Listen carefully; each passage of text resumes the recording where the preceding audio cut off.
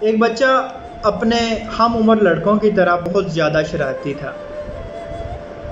ایک دن اس کے گھر مہمان آئے اور اس کی ماں نے مہمانوں کے لیے سالن تیار کیا۔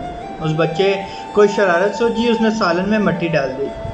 جب ماں نے سالن میں مٹی دیکھی تو وہ سمجھ گئی کہ کس نے ایسا کیا۔ اس نے غصے میں شرارتی بیٹے کو کہا،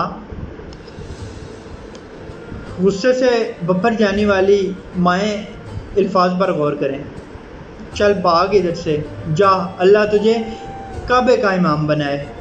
یہ بات بتاتے ہوئے شیخ صاحب پھوٹ پھوٹ کر رونے لگے۔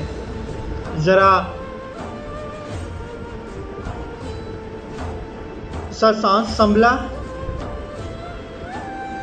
تو دھیمی آواز میں بولے، اے امت اسلام، جانتے ہو وہ شرارتی بچہ کون تھا؟